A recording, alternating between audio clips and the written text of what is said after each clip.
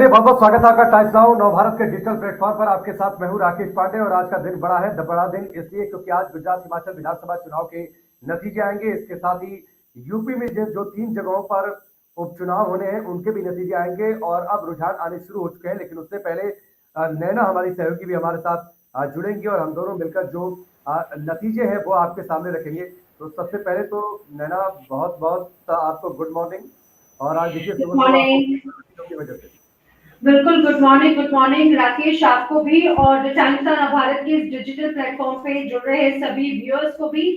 मुझे पता है कि अभी ये वो टाइम होता है जब सब अपने वर्किंग टाइम में है। हो सकता है कोई इस समय ऑफिस जाने की तैयारी में होगा और सारी चीजों में होंगे, तो हमेशा टीवी पर नजर बनाए रखें, ऐसा पॉसिबल नहीं है। टीवी आप कैरी नहीं कर सकते, तो आपके साथ में जो रिजल्ट है वो शेयर करने के लिए मैं और मेरे साथी राकेश हैं, जो आप तक रिजल्ट भी पहुंचाएंगे। अब क्योंकि रिजल्ट की काउंटिंग जो है वो शुरू हो चुकी है, रुझान आना शुरू हो चुके हैं, बैलेट पेपर्स की जो सबसे पहले प्रक्रिया होती है काउंटिंग की वो शुरू हुई है। और राकेश, जो अभी तक रुझान देख रहे हैं उसमें कई ऐसी सीट्स है जिसमें बीजेपी आगे है।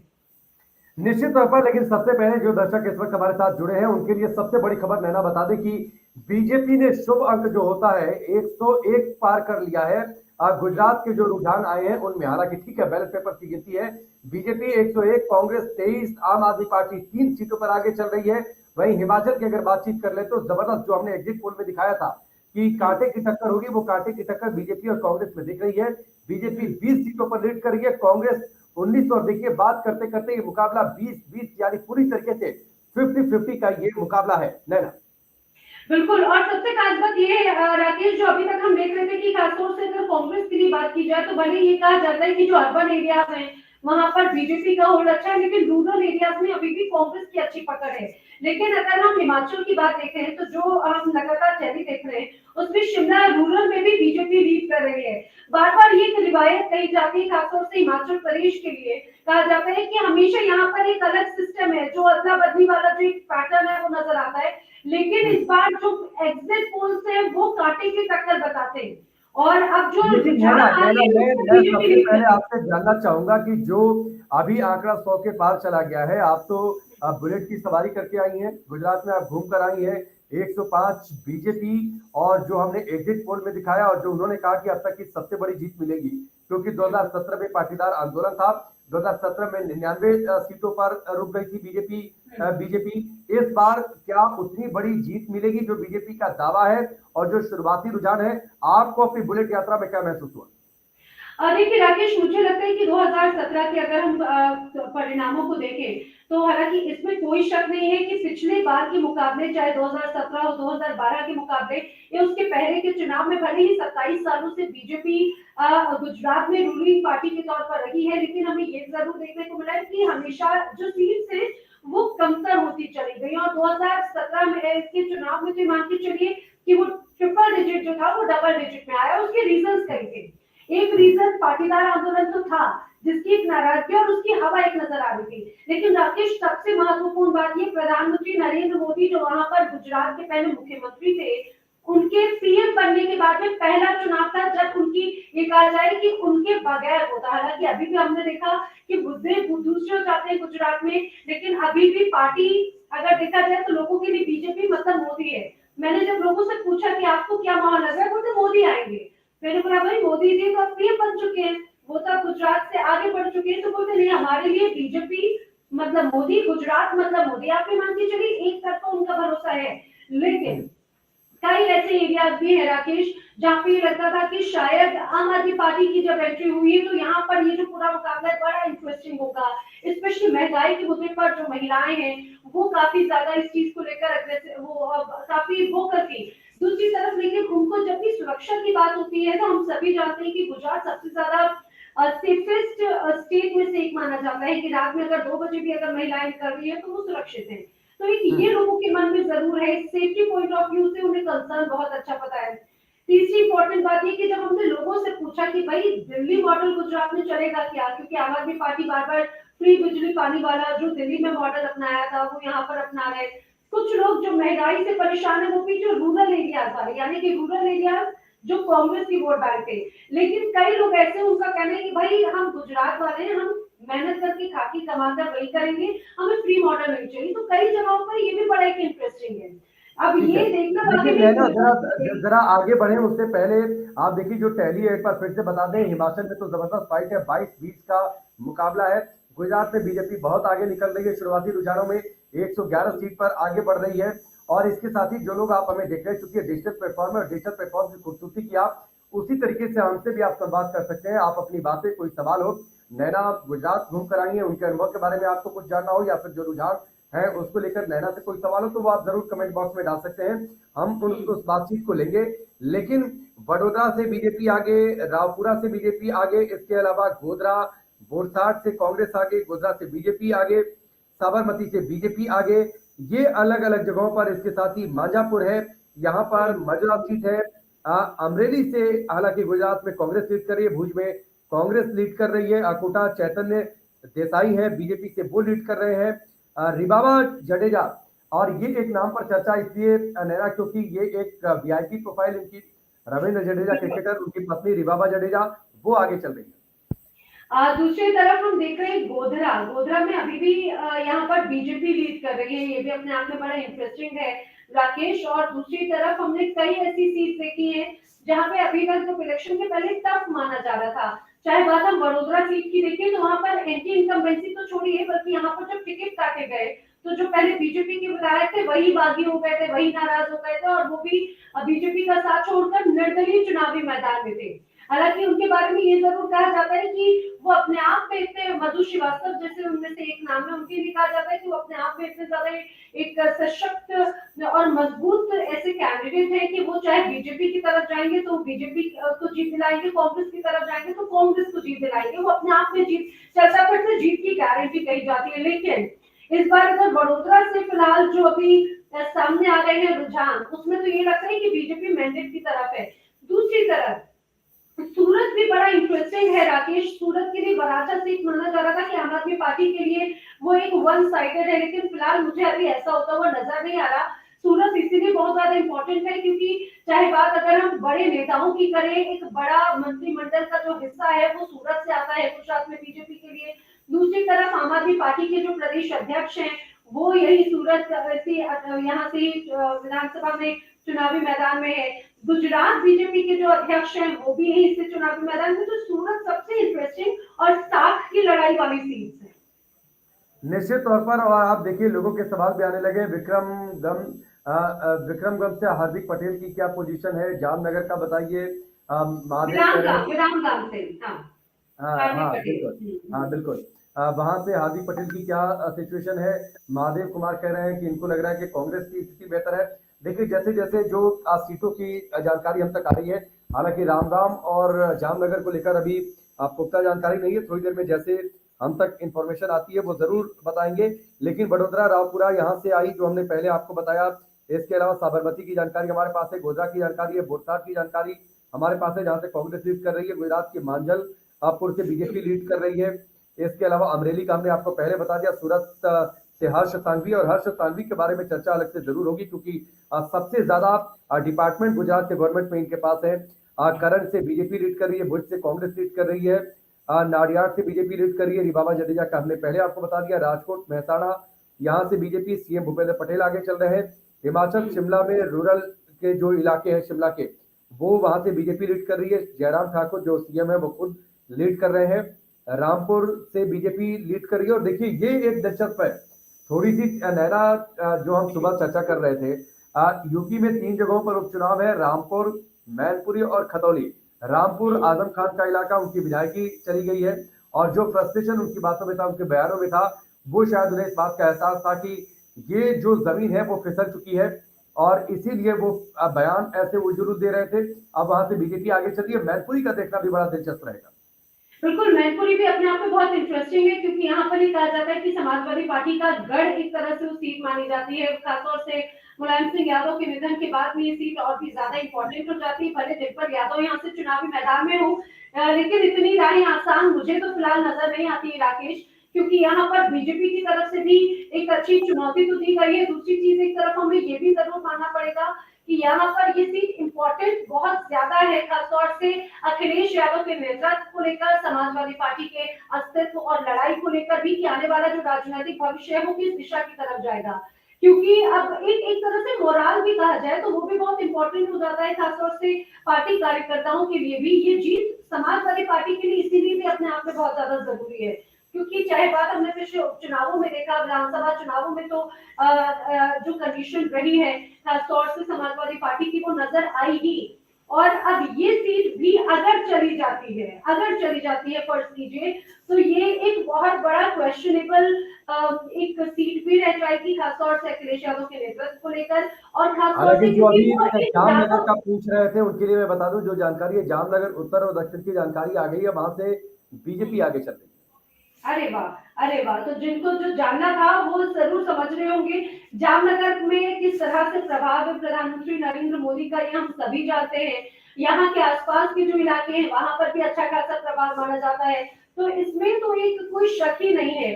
महादेव मानवर जी लिख रहे हैं कांग्रेस का महादेव जी, अगर आप ये हिमाचल के लिए बोल रहे हैं तो मुझे लगता है कि हिमाचल में जरूर टफ फाइट कांग्रेस दे रही है, और एग्जिट पोल्स में बीजेपी को बड़ा जरूर है, लेकिन मुझे लगता है राकेश यहाँ पर भी इतना इजी नहीं होगा बीजेपी के लिए भी, यहाँ पर भी कुछ भी हो सकता है, क्योंकि अभी के जो कंडीशंस हैं उसमें बहुत नेक टू नेक, एक तो ऊपर नीचे वाले जो रुझान है उसमें बीजेपी और कांग्रेस आगे पीछे चलती हुई नजर आ रही है, तो ये लोग कुछ भी हो सकता है। लेकिन इस बार बड़ा इंटरेस्टिंग है राकेश, हम सीट्स का तो अपडेट बता दें, लेकिन आपके लिहाज से मैं पहले पूछूंगी, चलिए गुजरात चुनाव का, आपके लिहाज से गुजरात चुनाव में इस बार क्या नया और क्या इंटरेस्टिंग नजर आता है? देखिए, नया तो यही है कि बीजेपी, जो पिछली बार का बुरा अनुभव था कि 100 के नीचे वो लोग रह गए थे, वो 100 से आगे बढ़ेंगे। और गुजरात में प्रधानमंत्री मोदी ने जिस तरीके से ताबड़तोड़ रैलियां की है, देखिए बीजेपी को ये पता था कि प्रधानमंत्री मोदी का होना राज्य से और उनका खुद राज्य में मौजूद होना, ये एक अपने आप में बड़ा फैक्टर होगा। दिलचस्प ये रहने वाला है कि बीजेपी जाकर रुकती कहाँ पर है। क्या वो 150 के आसपास सीट तक पहुंच जाएगी? 182 टोटल सीटें हैं, और अगर वाकई देखिए अभी 130 तक पहुंच गई है बीजेपी रुझानों में जो आगे चल रही है, 130 से 140 या 150 के बीच में अगर जाकर रुकते हैं तो ये एक बहुत बड़ी जीत होगी। और जो विपक्ष के तमाम बातें थी, जो पूरी कवायद थी, वो पूरी कवायद अगर ढेर हो जाती है तो यहाँ से 2024 के लिए एक बड़ा प्लॉट तैयार करने की कोशिश होगी। और अगर हिमाचल का जो रिवाज रहा है पिछले 37 सालों में, रूलिंग पार्टी बैक नहीं कर पाई है, हालांकि अभी कांटे की टक्कर है, ये आखिरी ओर ऊंट किस करवट जाकर बैठता है, लेकिन अगर इन दोनों जगहों पर बीजेपी आती है तो ये निश्चित तौर पर 2024 के लिए यहाँ से एक प्लॉट तैयार जरूर होगा। हालांकि दिलचस्प जरूर हिमाचल का रहेगा। तो मुझे लगता है कि गुजरात में सबसे बड़ी बात, देखिए जो हमने एग्जिट पोल दिखाया या फिर जो एक्सपर्ट से जो बातें कही, या आप गुजरात में घूमकर आई, आपसे जो जानकारियां मिली और सोर्सेज से जो जानकारियां मिली, ये करीब करीब तय था शुरू से कि भारतीय जनता पार्टी वहां पर जीतेगी। लेकिन राकेश एक बात और, क्योंकि कई वोटर्स ऐसे भी मिले थे, उनका कहना है कि मैम देखिए सीट भले इधर उधर हो लेकिन सरकार तो बीजेपी की ही बननी है। शायद यही वजह है कि अब खबर ऐसी भी आ रही है कि जो गुजरात कांग्रेस के नेता हैं वो इस तैयारी में, खासतौर से गुजरात के लिए विधायकों के जो भी विधायक जीतेंगे, माना जा रहा है कि उन्हें इसके बाद राजस्थान शिफ्ट किया जाएगा, क्योंकि कांग्रेस को अपने नेताओं के टूटने का डर है। और यही डर जो है हिमाचल के लिए भी साफ तौर से नजर आता है कि अगर ऐसी कंडीशन बनती है कि क्लीन मैंडेट इनके, नहीं नैना, तो इसकी जरूरत कहाँ पड़ने वाली है। आप ये सोचिए कि 182 सीटें हैं यहाँ गुजरात में, तो बीजेपी वैसे भी मेजोरिटी में पहुंच जाएगी, तो उन्हें कांग्रेस के विधायकों की जरूरत एग्जैक्टली इनकेस अगर क्लियर मैंडेट वाला नहीं, और अभी तो गुजरात में, हालांकि मुझे नहीं लगता कि इन सारी चीजों की जरूरत है, लेकिन फिर भी वो कहावत है ना राकेश, कि जो दूध का जला हुआ है वो छाछ भी फूक फूक कर पीता है। तो चाहे बात हमने देखा दक्षिण भारत में हो या फिर मध्य प्रदेश की स्थिति को देखते हुए, हमने गोवा या महाराष्ट्र में भी इसके पहले इस तरह की कंडीशन देखी है, तो कांग्रेस अभी अपने उन बचे हुए विधायकों को भी बचाने के लिए, सुरक्षित रखने के लिए पूरी तरह से जुगत में लगी हुई है। और अभी जो मैनपुरी की जो हम बात कर रहे थे, अब अपने दर्शकों को ये भी बता दें कि मैनपुरी में जो पोस्टल बैलेट की गिनती है वो पूरी हो चुकी है, और इसमें फिलहाल ये कहा जाए भाभी यानी कि डिम्पल यादव आगे मैंडेट बनाते हुए नजर आ रही है राकेश। देखिए ये पोस्टल बैलेट की गिनती में डिम्पल यादव आगे चल रही हैं। और देखिए मुलायम सिंह यादव का गढ़, और यहाँ पर पूरी ताकत अखिलेश यादव ने लगाई। कराल से वो खुद विधायक है, और उन्होंने पूरी राकेश ताकत बल्कि लगा पूरा दी। पूरा जो ये कहा जाए समाजवादी पार्टी के जो बड़े नेता थे, पूरा यादव परिवार हो या बड़े नेता, सबने पूरी ताकत लगा दी। मैनपुर की काफी सेफ सीट मानी जाती है। निश्चित तौर पर देखिए, जब शिवपाल यादव को साथ ले लिया, शिवपाल यादव जो अखिलेश से इतने नाराज, एक वक्त में उन्होंने अपना अलग एक संगठन बना लिया। ठीक है, हम्म, राजनीतिक तौर पर वो उस संगठन को कोई बहुत बड़ी कामयाबी नहीं दिला पाए, लेकिन हम्म, समाजवादी पार्टी में ये माना जाता है कि शिवपाल यादव अपने कैडर के ज्यादा करीब है। यानी समाजवादी बिल्कुल। पार्टी के जितने कार्यकर्ता हैं, उनके बीच में शिवपाल यादव की जितनी पैठ है, उतनी शायद समाजवादी पार्टी के दूसरे नेताओं की पैठ नहीं है। वन टू वन एक दूसरे से मिलना या फिर उनसे बातचीत करना या संपर्क में रहना, वो शिवपाल यादव का कनेक्शन ज्यादा स्ट्रॉन्ग है। इसीलिए हम्म, मैनपुरी में जब सब कुछ दांव पर था, क्योंकि अगर अखिलेश यादव मैनपुरी हार जाते तो वो परिवार का बिखराव नहीं रोक पाते। वो प्रदेश में 2 बार से वैसे ही टर्म में नहीं है, तीसरी बार के लिए जब परिवार या कैडर साथ नहीं, या फिर ये मैसेज जाता कि आप मुलायम सिंह यादव की सीट को नहीं रोक पाते हैं, तो फिर आप बाकी सीटों पर कैसे जीतेंगे। तो वो एक हतोत्साहित भी होता कार्यकर्ता। तो इसलिए अखिलेश यादव के लिए मैनपुरी का चुनाव करो या मरो का रहा है। पूरे परिवार हम्म, को उन्होंने एकजुट किया, शिवपाल यादव को साथ लिया। आप देखिए, मंच पर शिवपाल यादव के उन्होंने पैर छुए, बाकायदा अलग अलग तस्वीरें आई। शिवपाल यादव को ये कहना पड़ा कि चाचा भतीजी बिल्कुल अलग नहीं है। तो ये सब कुछ करो या मरो की जंग थी, इसलिए परिवार को और एकजुट मुझे किया। लगता है राकेश वो जरूरी भी था, वो मैसेज देना भी जरूरी था, क्योंकि खासतौर से ये मैं बता रही हूँ ना कि साथ की बात भी है। मैनपुरी वो मैसेज देना भी जरूरी था कि पार्टी में या परिवार में कोई टकराव नहीं है, क्योंकि खासतौर से यहाँ पे यादवगढ़ ये जरूर है, लेकिन एक ये बहुत क्लियर संदेश पहले जा चुका था जब पिछली बार जब विधानसभा चुनाव हुए थे, जब अखिलेश यादव और शिवपाल यादव एक तरह से जब पूरी तरह से अलग हुए, वो पूरी सारी तस्वीर पूरे उत्तर प्रदेश ने देखी। और ये पूरा क्लियर मैसेज था कि ऑल इज वेल तो बिल्कुल भी नहीं है, ना समाजवादी पार्टी के अंदर है और ना ही यादव परिवार के अंदर है। अखिलेश यादव और शिवपाल यादव में तो बिल्कुल भी नहीं। अब ऐसे समय में जब एकदम एक के बाद एक कई सीट्स खोते जाना, सत्ता से धीरे धीरे एकदम आउट होते जाना, अपनी सीट जो पहले थी जमीन वो एकदम खोते जाना, तो अब मैनपुरी बचाने भी अपने आप में एक बड़ी चुनौती है। लेकिन अब मैनपुरी के अलावा जो तस्वीर और भी क्लियर जो होती जा रही है, अपने दर्शकों को बताएं, अगर हम हिमाचल की बात करें तो यहाँ पर भी नेक टू नेक कई जगहों पर तस्वीर नजर आ रही है, कांग्रेस और बीजेपी। भावनगर पश्चिम से अगर बात करें तो कांग्रेस यहाँ पर आगे चल रही है, गधरा एक सीट है, बीजेपी आगे है। खंबात सीट से यहाँ पर बीजेपी आगे चल रही है, लेकिन बोरसद और आंकला एक सीट ऐसी है और जो वहां पर ऐसी ही तस्वीर दिखा जाए कि वो उसमें कांग्रेस आगे चल रही है। और अभी तक गुजरात की भी अगर बात करें तो गुजरात में कई जगहों पर अब ऐसा है कि जो बहुमत में अभी रुझानों के साथ में अब बीजेपी आगे की तरफ बढ़ती हुई नजर आ रही है, ये तो जरूर कहा जा सकता है राकेश। दूसरी तरफ अगर हम बात करें कि हिमाचल में, तो हिमाचल की भी 68 सीटों पर अभी तक जो रुझान आए हैं 53 सीटों पर, उसमें फिलहाल कांग्रेस को मैंडेट मिलता हुआ नजर आ रहा है। लेकिन ये बहुत ज्यादा जल्दबाजी होगा, क्योंकि अभी सिर्फ बैलेट पेपर्स ही काउंटिंग में आए हैं और सिर्फ आधे घंटे से ज्यादा का वक्त हुआ है जब ये पूरी काउंटिंग शुरू हुई है। राकेश, आपको अनुमान क्या लग रहा है, आखिर कब तक स्थिति क्लियर हो सकती है? मुझे लगता है गुजरात की तो स्थिति लगभग फौरी तौर पर तो क्लियर है, लेकिन फिर भी स्थिति कब तक क्लियर हो सकती है? देखिए, मुझे लगता है कि 1 घंटे का और वक्त थोड़ा सा, क्योंकि अब घड़ी में 8:40 के आसपास है। अब हम्म, ईवीएम खुले होंगे और अब ईवीएम की काउंटिंग शुरू हो गई होगी, तो थोड़ी देर में ईवीएम के रुझान आएंगे तो और तेजी से चीजें जो है स्पष्ट होना शुरू हो जाएंगी। लेकिन अब थोड़ी देर के बाद जो है मुझे लगता है कि और ज्यादा स्थिति साफ हो जाएगी। आधे 1 घंटे का वक्त और देना चाहिए। और जितनी देर तक हम बातचीत कर रहे थे, देखिए, हिमाचल की कुल 68 विधानसभा सीटों के रुझान हमारे पास आ चुके हैं। और जो हम्म, पहले रुझान आए हैं उनमें बीजेपी 35 सीटों पर आगे चल रही है, कांग्रेस पार्टी जो है 33 सीटों पर आगे चल रही है। आम आदमी पार्टी अभी रुझानों में खाता तक नहीं खोल पाई है, अदर्स तक भी खाता नहीं खोल पाए हैं। और वहीं गुजरात की 182 में से 179 सीटों के रुझान हम तक पहुंचे हैं। 179 में से 132 सीटों पर भारतीय जनता पार्टी आगे चल रही है, कांग्रेस 43 सीटों पर आगे चल रही है, आम आदमी पार्टी 2 सीटों पर आगे चल रही है, अदर्स के हिस्से में 2 सीटें गई हैं। तो ये स्थिति अलग अलग जगहों पर जो अलग अलग दोनों राज्य हैं, इनके अलावा मैनपुरी का जो जिक्र किया है नैना ने, कि वहां पर जो है वहां पर जो है अब दीपल यादव आगे चल रही है। और देखिए, नैना जी, आपके लिए सवाल है। मनोवजन गोसाई कह रहे हैं जी कि जी। नैना जी जामनगर का बताइए। देखिए, बुलेट की दौड़ इन तक पहुंची, इसीलिए वो आपसे इंफॉर्मेशन चाह रहे हैं। बिल्कुल। और देखिए बुलेट की रफ्तार से हम लोग, मैं और मेरे साथी राकेश भी लगातार जो आंकड़े हैं वो बता रहे हैं। मनोज वन गोसाई, मनोज वन नाम गोसाई जी थोड़ा जामनगर, कॉम्प्लिकेटेड है इनका। हाँ, लेकिन नाम यूनिक भी ज़रूर है राकेश जी का। तो गोसाई साहब जो अभी तक जो आंकड़े हैं उसमें तो यहाँ से जामनगर से भी बीजेपी के जो प्रत्याशी हैं वो अभी फिलहाल इन रुझानों में आगे चलते हुए अभी फिलहाल तो हमें नजर आ रहे हैं। लेकिन यहाँ का भी इलेक्शन बहुत इंटरेस्टिंग है।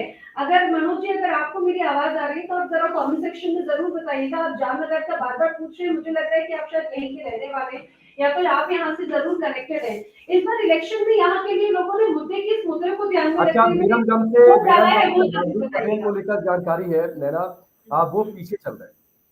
अच्छा, वीरमगाम से हार्दिक पटेल जो है वो पीछे चल रहे हैं, ये रुझान है फिलहाल। हालांकि ये देखने वाली बात है कि इस बार इलेक्शन में क्या इम्पैक्ट नजर आता है, क्योंकि जो 2017 में तिकड़ी नजर आई थी राकेश, जो कहा जा रहा था कि इलेक्शन जब हुए तो उन इलेक्शन पर बहुत इम्पैक्ट था।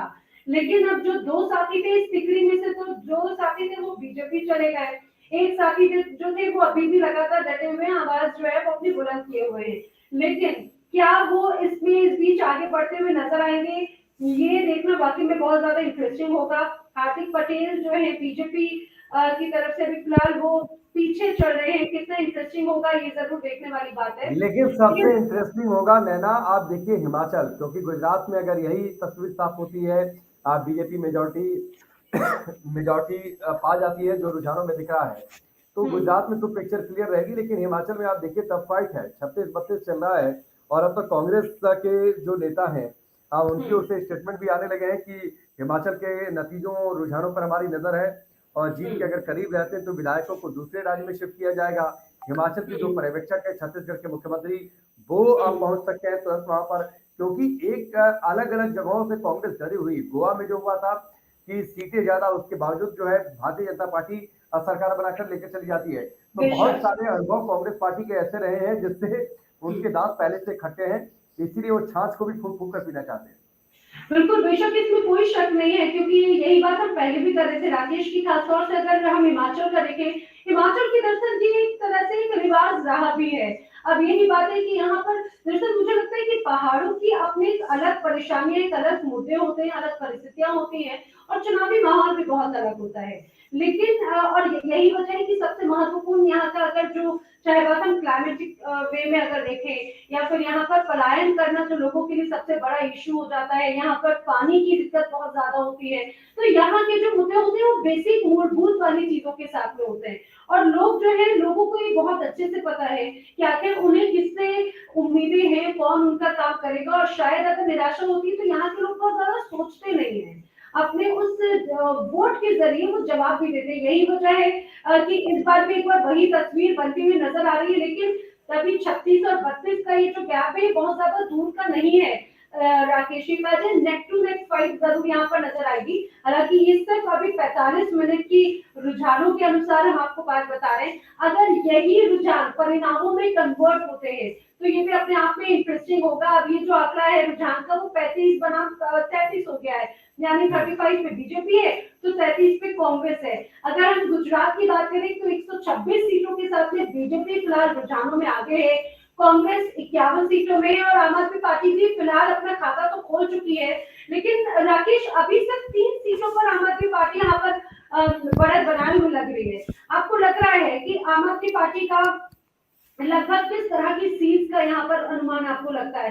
क्योंकि हमने देखा कि जब यहाँ पर म्युनिसिपल कॉर्पोरेशन की इलेक्शंस हुए तो वहां पर आम आदमी पार्टी ने अच्छा वोट किया, वहां के लोगों ने एक भरोसा जताया, और कई ऐसी जगह थी जहां पर तो एक तरह से क्लीन स्वीप तक कर दिया, अहमदाबाद जैसी जगह पर भी, सूरत जैसी जगह पर भी।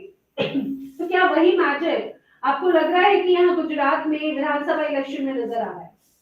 नहीं, आप देखिए ये स्थिति है आम आदमी पार्टी के लिए। गुजरात और हिमाचल में विन विन सिचुएशन थी। वो चुनाव लड़ रहे हैं, नई पार्टी है, उनके पास खोने के लिए कुछ था नहीं, जो भी उन्हें मिलता तो वो मिलता ही। और इस लिहाज से आप एमसीडी की जो जीत मिली, और पहले ही आम आदमी पार्टी को इस बात का एहसास भी था, इसीलिए अरविंद केजरीवाल ने पहले ही कह दिया था कि हम 15 से 20% वोट बैंक लेकर आते हैं, या 10% भी आता है तो भी वो हमारी जीत होगी, क्योंकि हम तो नई पार्टी है साहब, हमारा कोई बेस वहां पर नहीं है। और ये निश्चित तौर पर जिस तरीके से आम आदमी पार्टी आगे बढ़ रही है, खासतौर पर गुजरात की अगर बातचीत कर लीजिए, हिमाचल में तो देखिए अभी रुझानों में शुरू से लेकर अभी तक कोई भी सीट उन्हें मिलती हुई दिखाई नहीं दे रही है, और बीजेपी कांग्रेस के बीच में 35-35 का मुकाबला है। लेकिन जो गुजरात की तस्वीर है, गुजरात की तस्वीर थोड़ी अलग है, एक ज्यादा अलग एक राकेश एक बड़ी इंटरेस्टिंग सी एक सीट अभी नजर आ रही है जो है झगड़िया। झगड़िया आती है भरूच विधानसभा के अंतर्गत। और झगड़िया अपने आप में इंटरेस्टिंग इसीलिए है क्योंकि यहाँ पर जो विधायक अभी तक रहे हैं वो ट्राइबल बेस्ड, क्योंकि यहाँ का जो पूरा एक इलाका है वो ट्राइबल बेस्ड है। छोटू भाई वसावा जो अपना एक अलग अलग प्रभुत्व रखते हैं, अलग यहाँ पर अपना भूमिका दिखाते हैं, जहां पर बताया जाता है कि अभी तक आज तक बीजेपी दूर दूर तक नहीं रही। लेकिन इस बार जो अभी रुझान नजर आ रहे हैं झगड़िया में बीजेपी बढ़त बनाती हुई नजर आ रही है, ये अपने आप में बड़ा इंटरेस्टिंग है। छोटू भाई वसावा यहाँ की एक जाने माने नेता, यहाँ के समाज सेवक के तौर पर, एक दबंग लीडर के तौर पर माने जाते हैं। यहाँ के लोग ये मान के चलिए कि छोटू भाई वसावा के अलावा और कोई विकल्प के तौर पर अभी तक जो मैंने लोगों से बातचीत की तो मुझे तो नजर नहीं आया। हालांकि ये बड़ी विडंबना थी कि एक लंबा वक्त रहा, करीब 32-35 सालों का वक्त रहा है जब वहां पर छोटू भाई वसावा यहीं से ही विधायक रहे हैं, लेकिन विकास जैसा होना चाहिए हो सकता है कि वहां की परिस्थिति के अनुसार, लेकिन वो तो नजर नहीं आया। लेकिन इस बार झगड़िया में भी बीजेपी थोड़ी बढ़त बनाते हुए दिख रही है। ठीक है, चलिए मुझे लगता है कि ये नतीजे आते रहेंगे, हमें थोड़ा-सा आधा 1 घंटे का वक़्त देना होगा जब तस्वीर साफ हो जाए, तो मुझे लगता है कि रहना उस पर चर्चा करना थोड़ा-सा ज़्यादा बेहतर रहेगा। तो इस सेशन को आसान यहाँ होगा। पर मुझे लगता है कि थोड़ा-सा एक ब्रेक ले लिया जाए और उसके बाद चर्चा जब करेंगे तो एक पुष्ट तस्वीर हमारे सामने होगी और एक क्लियर पिक्चर के साथ हम बातचीत करेंगे कि गुजरात में तो राज बरकरार रह रहा है, शायद जो रुझानों में दिख रहा है। लेकिन हिमाचल में प्रवास बदलता है कि नहीं, रिवाज बदलता है कि नहीं, ये हम ज़रूर इस पर चर्चा करेंगे। बिल्कुल, एक टी ब्रेक के बाद में मिलेंगे, थोड़ा चाय नाश्ता कर लिया जाए और जब तक उस पर चाय पर चर्चा करते हैं राकेश। फिलहाल अपने व्यूअर्स को हम ये भी नहीं, बताते मेरा तो चले कि फास्ट है, आप आपके लिए मैंने सैंडविच वगैरह का इंतज़ाम करके रखा हुआ है। आप जो है सैंडविच आप खाइए कोई और बात नहीं, आपको मैं चाय हम जूस साथ पिलाऊंगी या चाय पिलाऊंगी।